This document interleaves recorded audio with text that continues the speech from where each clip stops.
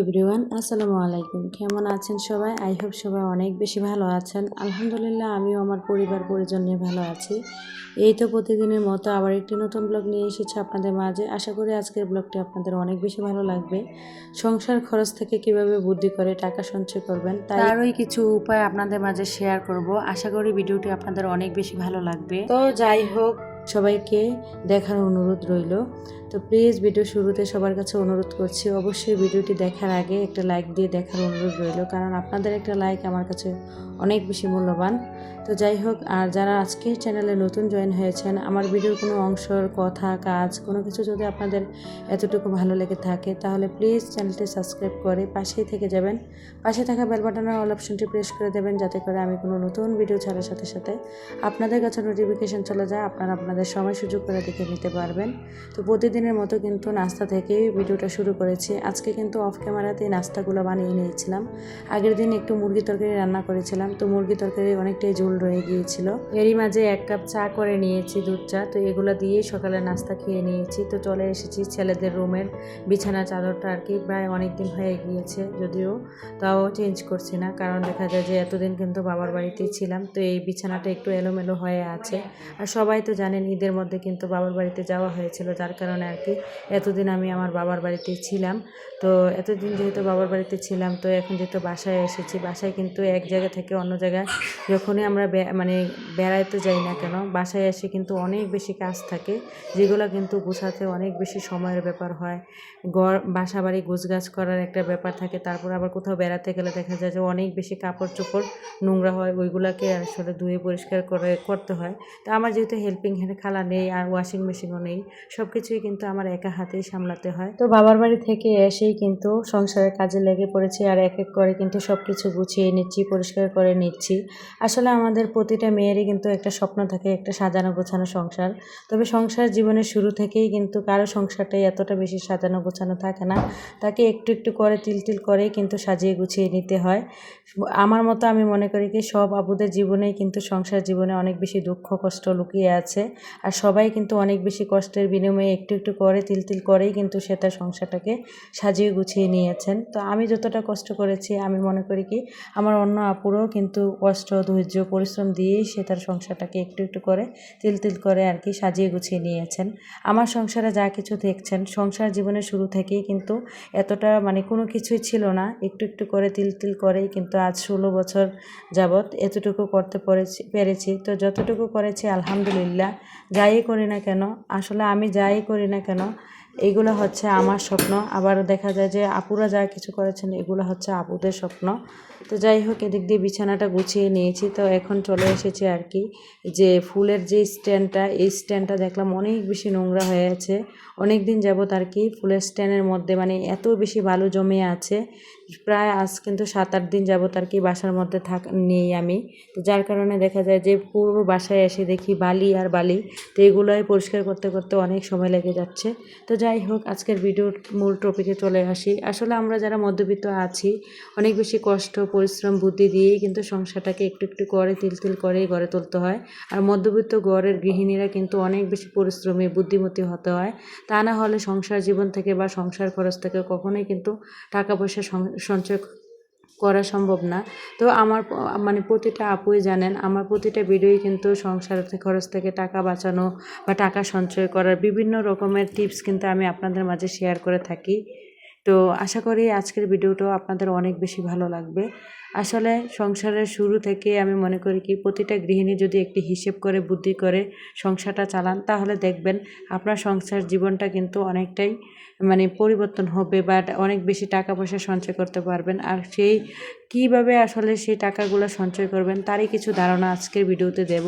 সেগুলো হচ্ছে, প্রথমত ধরেন আমরা কিন্তু অনেকেই আছি বাহিরের খাবার অনেক বেশি পছন্দ করি। আমি মনে করি কি আসলে বাহির থেকে খাবার না কিনে এনে যদি বাচ্চাদেরকে যখনই সকালবেলা ধরেন সকালে নাস্তা থেকে শুরু করে বিকেলের নাস্তা সব কিছু যদি একটু আমরা কষ্ট করে যদি বাসায় বানিয়ে দিই, দেখবেন যে আসলে ওই নাস্তাগুলো কিনে আনতে যে বাহির থেকে যেই টাকাগুলো খরচ হতো ওই টাকাগুলো কিন্তু আমাদের সংসার খরচ থেকে যাবে না। তো আমরা যদি একটু গৃহিণীরা বুদ্ধি করে একটু পরিশ্রম করেও যদি সংসার খরচ থেকে এভাবে করে টাকা বাঁচাতে পারি বা সঞ্চয় করতে পারি, তাহলে ক্ষতিটা কোথায় বলেন তো আপুরা? তো অনেক আপুরা আছে অলসতা করে, কী করেন, বাহির থেকে খাবার অর্ডার করেন বা বাহির থেকে খাবার নিয়ে আসেন। আমি মনে করি এরকম বোকামি না করে নিজে একটু কষ্ট করে হলেও ধৈর্য নিয়ে পরিশ্রম করে সংসারের সবসময় চেষ্টা করবেন বাসায় যা আছে তা দিয়েই বাচ্চাদেরকে সকালের নাস্তা এবং বিকেলের নাস্তা এগুলো আর কি রেডি করে দিতেন। দেখবেন বাহির থেকে আর ওই খাবারগুলো কিনে আনতে হবে না। আর বাহির থেকে কিনে আনতে গেলে যেই টাকাটা আপনার খরচ হতো ওই টাকাটা চাইলে কিন্তু আপনি সঞ্চয় করতে পারেন। তারপর দ্বিতীয় যে উপায়টা সেটাও বলি। দেখা গিয়েছে যে অনেক আপুরা আছেন বাচ্চাদেরকে কিন্তু আসলে দেখেন বাহিরে টিউশনিতে লেখাপড়া করান, সারাদিন দেখা যায় সংসারে বিভিন্ন কাজকর্মে ব্যস্ত থাকেন বা মোবাইল নিয়ে, এখন যেহেতু অনলাইন জগৎ বেশিরভাগই মোবাইল নিয়ে ব্যস্ত থাকেন। আমি মনে করি কি যাদের বাচ্চা ছোট আছে তারা কিন্তু আসলে বাচ্চাদেরকে টিউশনিতে না দিয়ে বাসায় যদি নিজে একটু কষ্ট করে পড়ালেখা করান, টিউশনিতে না দিয়ে যদি নিজে একটু খেটে পরিশ্রম করে যদি বাচ্চাটাকে পড়ান, তাহলে কিন্তু টিউশনি বাবদ যেই ফিটা দিতেন বা যেই প্রতি মাসে টিউশনি বাবদ টিউশনি টিচারকে যেই টাকাটা দিতেন ওই টাকাটা চাইলে কিন্তু আপনি বুদ্ধি করে সঞ্চয় করতে পারেন। তো আমি প্রতিনিয়ত করি কি, আমি আমার বাচ্চাদেরকে ক্লাস 1 থেকে ক্লাস 5 পর্যন্ত কখনো বাইরে টিচারদের কাছে আর কি প্রাইভেট পড়াইনি, তবে এখন বড় ক্লাসে উঠেছে, তো যার কারণে আর কি দেখা যায় যে এখন আর কি দিতে হয়। তো এত বছর কিন্তু আমি কখনোই আমার বাচ্চাদেরকে কখনো আমি টিউশনিতে পড়াইনি। আমি সবসময় চেষ্টা করেছি বাসায় আমার বাচ্চাদেরকে পড়াশোনা করানোর জন্য। আর এতে করে বাইরে পড়াতে গেলে যে আমার যে টাকাগুলো নষ্ট হতো বা চলে যেত ওই টাকাগুলো আমি সবসময় চেষ্টা করেছি আর কি টাকাগুলো আর কি সঞ্চয় করে রাখার জন্য। তো যাই হোক, তৃতীয় যে উপায়টা সেটাও বলি। দেখেন অনেক আপুরা আছেন হেল্পিং হ্যান্ড খালা দিয়ে কাজ করান। আমি মনে করি কি হেল্পিং হ্যান্ড খালাকে দিয়ে কাজ করিয়ে আসলে সংসার খরচটা বাড়িয়ে কোনো লাভ নেই। হেল্পিং হ্যান্ড খালাকে দিয়ে কাজ না করে যদি নিজের কাজগুলো নিজে যদি একটু ভালোবেসে পরিশ্রম করে একটু বুদ্ধি খাটিয়ে যদি সংসারে করে থাকেন, তাহলে দেখবেন সংসার খরচের টাকা থেকেই কিন্তু আপনারা প্রতি মাসে যেই মানে খালা বাবদ বা যে হেল্পিং হ্যান্ড খালাকে যেই টাকাটা দিতেন ওই টাকাটা চাইলে কিন্তু আপনি শখের জিনিস কেনাকাটা করতে পারেন। ওই টাকাটা চাইলে কিন্তু আপনি মাটির ব্যাংকে জমাতে পারেন। প্রতি মাসে এভাবে করে কিন্তু সঞ্চয় করতে পারেন। আসলে ছোট ছোট সঞ্চয় থেকেই কিন্তু বড় কিছু হয়। আজকে 10 টাকা, কালকে 20 টাকা, পরশু 50 টাকা, এরকম করে করে রাখতে রাখতে দেখবেন একদিন কিন্তু আপনার অনেক টাকা জমা হয়ে গিয়েছে। ক্ষুদ্র ক্ষুদ্র থেকেই কিন্তু মহাসমুদ্রের সৃষ্টি হয়, মহা আকাশের সৃষ্টি হয়েছে। তো যাই হোক, এই উপায়গুলো মেনে চললে দেখবেন সংসার খরচ থেকে আমরা প্রতিটা গৃহিণী কিন্তু অনেক টাকা পয়সা সঞ্চয় করতে পারি। আবার দেখেন আরেকটা উপায় আছে, অনেকে আছে আমরা কিন্তু যে মোবাইল চালাই বা মোবাইলের মধ্যে কিন্তু বিভিন্ন ওয়াইফাই কানেক্ট করি, বা অনেকে যাদের বাসায় ওয়াইফাই নেই তারা কিন্তু এমবি পুরাতে হয় বা এমবি কিনতে হয়। তো তারা একটা কাজ করতে পারেন, যখনই দেখবেন বিভিন্ন সিমের মধ্যে কিন্তু বিভিন্ন সময়ে বিভিন্ন অফার আসে, তো ওই সবসময় চেষ্টা করবেন ওই অফারগুলো দেখে আর কি ইন্টারনেট নেওয়ার জন্য বা এমবি কেনার জন্য। এতে করেও কিন্তু দেখা যায় যে আপনার সংসার খরচটা কিন্তু অনেকটাই কমে যায়। তো আসলে আমরা যদি একটু গৃহিণীরা বুদ্ধি করে হিসেব করে চলে, দেখবেন আমাদের প্রতি মাসে কিন্তু সংসার খরচটা অনেকটাই কমিয়ে প্রতি মাসেই কিন্তু হাজার হাজার টাকা পয়সা চাইলে আমরা কিন্তু সংসার থেকেই বাঁচাতে পারি বা সঞ্চয় করতে পারি। তারপরে আবার আরেকটা উপায় আছে, অনেকে আছে দেখবেন যে বাহিরে ঘোরাঘুরি করতে অনেক বেশি পছন্দ করেন। মাত্র কয়েকদিন হয়েছে ঈদুল আজহা গিয়েছে, সবাই কিন্তু পরিবারের সবাইকে নিয়ে ঘুরতে গিয়েছেন, কিন্তু আমি কিন্তু এখনও কিন্তু আমার পরিবারের কাউকে নিয়ে কোথাও ঘুরতে যাইনি। তো আমি আসলে একটা জিনিস চিন্তা করেছি, ঈদের মধ্যে কিন্তু গাড়ি ভাড়া একদম অনেক বেশি থাকে। অনেকে আবার বলবেন আপু আপনি কি কৃপণতার কথা বলছেন? আসলে হিসেব করে চলাকে কখনো কৃপণতা বলে না, ভবিষ্যতের কথা চিন্তা করে চলাকেই আসলে সঞ্চয়ই বলে। আমি কৃপণতা না করে যদি সঞ্চয়ী হই তাহলে দেখেন ব্যাপারটা কিন্তু অনেকটা ভালো হয় না।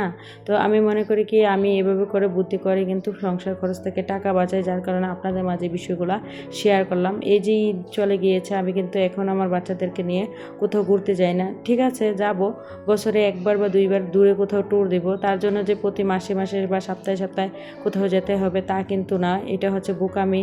আসলে ঘুরতে গেলেই দেখবেন যে ঘুরতে যাওয়া বাবদ কিন্তু একটা গাড়ি ভাড়ার ব্যাপার থাকে বা কোথাও কোথাও ঘুরতে গেলে কিন্তু দেখা যায় একটু খাওয়া দাওয়ার ব্যাপার থাকে, ওইগুলো কিন্তু আমাদেরকে করতে হয়। এগুলো করতে গেলে কিন্তু আমাদেরই অনেক টাকা পয়সা কিন্তু চলা যায়। তো আমরা যদি আগে থেকে একটু হিসেব করে সতর্ক হয়ে সংসার খরচটা না বাড়িয়ে যদি একটু হিসেব করে চলি, তাহলে দেখবেন যে প্রতি মাসে কিন্তু আমাদের আর এইভাবে করে টাকা পয়সা খরচ হয় না, বা এই টাকাগুলো যে টাকাগুলো আমরা ঘুরতে গেলে খরচ হতো ওই টাকাগুলো কিন্তু চাইলে আমরা সঞ্চয় করতে পারি। তো যাই হোক, আপনাদের সাথে কথা বলতে বলতে কিন্তু আজকে সংসারে অনেক কাজ গুছিয়ে নিয়েছি। তারপরে কিন্তু চলে এসে আম এনেছিলাম বাজার থেকে।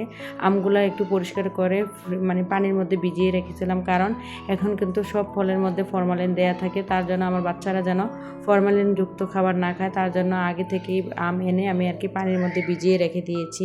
তো তারপরে চলে এসেছিলাম দুপুরে রান্নাবান্না করার জন্য। তো আগের ভিডিওতে হয়তো দেখেছিলেন মিষ্টি কুমড়া ডোগা এনেছিলাম আর চিচিঙ্গা এনেছিলাম। তো এখানে চিচিঙ্গা দিয়ে মাছ দিয়ে রান্না করছি, আর মিষ্টি কুমড়ো শাক আর কি রান্না করব। যেহেতু অনেক দিন হয়ে গিয়েছে, ঈদ ছিল, আর ঈদের মধ্যে সবারই কিন্তু ভালো মন্দ অনেক বেশি খাওয়া হয়েছে। এখন আর একদমই ইচ্ছে করে না ভালো মন্দ কিছু খাই, যার কারণে আজকে আর কি খুবই সাদামাটাভাবে আর কি রান্নাবান্না করে নিচ্ছি। তো মিষ্টি কুমড়া শাক আর দেখা যায় যে এই যে চিংড়ি শুটকি দিয়ে আর কি এখানে রান্না করে নিচ্ছি মিষ্টি কুমড়া শাকটা। দেখা যায় যে চিংড়ি মাছটা কিন্তু আসলে আমি এখন যেখানে থাকি, যেই এরিয়াতে থাকি, ওই এরিয়াতে ইদানিং কেন জানি এই চিংড়ি মাছ একদমই পাই না, যার কারণে বাজার থেকে আর কি চিংড়ি শুটকি এনেছি। তো চিংড়ি শুটকি দিয়েও রান্না করলেও কিন্তু অনেকটা মজা হবে। তো যাই হোক, আমি যখন ভিডিওতে ভয়েস দিচ্ছিলাম আমার আশেপাশে অনেক নয়েজ আসছিল, কারণ আমি বিকেলবেলা ভিডিওতে ভয়েস দিচ্ছিলাম, আর বাচ্চারা কিন্তু আশেপাশে অনেক বেশি খেলা করছিল। আমি যেখানে থাকি এখানে অনেকটা খেলার মাঠ আছে আমার বাসার খুবই পাশে, যার কারণে ওরা খেলাধুলা করলে আর কি নয়েজগুলো চলে আসে। প্লিজ সবাই একটু ক্ষমা সুন্দর দৃষ্টিতে দেখবেন। আর আশা করি আজকের ভিডিওতে বলা প্রতিটা কথা আপনাদের সংসার জীবনেরও অনেক বেশি উপকারে আসবে। আমি যে উপায়গুলো বললাম, তো এই উপায়গুলো মেনে চললে কিন্তু আসলে আমরা প্রতিটা মানুষই কিন্তু সংসার খরচ থেকে প্রতি মাসে হাজার হাজার টাকা পয়সা কিন্তু সঞ্চয় করতে পারি। শুধুমাত্র টাকা সঞ্চয় করতে আসলে বেশি কোনো কিছুর প্রয়োজন হয় না। আগে থেকে সঠিক পরিকল্পনা, সঠিক প্ল্যান, আর আগে থেকে যদি সব কিছু ভেবেচিন্তে একটু হিসেব করে বুদ্ধি করে সংসারটা চালাই, তাহলেই দেখবেন সংসার খরচ থেকে অনেক হাজার হাজার টাকা পয়সা জমানো সম্ভব, তো বা সঞ্চয় করা সম্ভব। তো যাই হোক, আপনাদের সাথে কথা বলতে বলতে কিন্তু আজকে রান্নাগুলো করে নিয়েছিলাম। এখানে কিন্তু মিষ্টি কুমড়া শাকটাও রান্না করে নিয়েছি।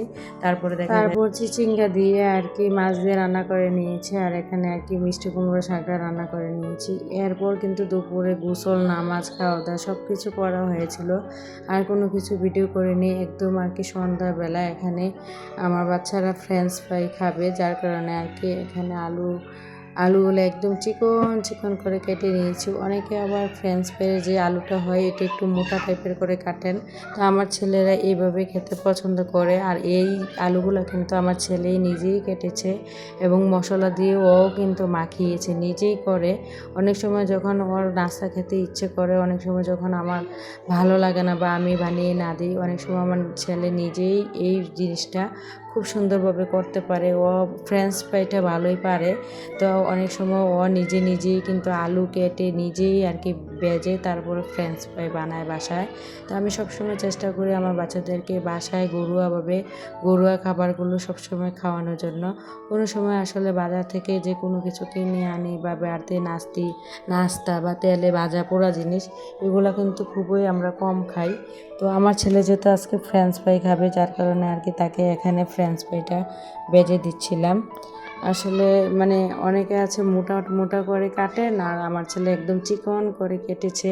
ওর কাছে নাকি এরকম ঝুরা চিকন চিকন আর মচমচা টাইপের আলুগুলো, মানে আলু ভাজা হলে বা ফ্রেঞ্চ ফ্রাই হলে ওর কাছে অনেক বেশি ভালো লাগে, যার কারণে ও আর কি খুবই চিকন করে কেটে নেয়। তো আমার কাছে কিন্তু আবার মোটাগুলো ভালো লাগে, তবে আমার ছেলের কাছে নাকি এইভাবে ভালো লাগে। তো ছেলে যেহেতু খাবে, ছেলের পছন্দেই নিজের হাতেই কেটে নিয়েছে, আমি শুধু ভেজে দিয়েছিলাম। তো যাই হোক, এখানে আর কি ওদেরকে দিয়ে দিয়েছিলাম, আমিও একটু টেস্ট করলাম কেমন হয়েছে। তো যাই হোক, আমার পরবর্তী ভিডিও দেখার আমন্ত্রণ জানিয়ে আজকের মতো ভিডিওটা এখানে শেষ করলাম। সবাই ভালো থাকবেন। খুদা হাফেজ। আসসালামু আলাইকুম।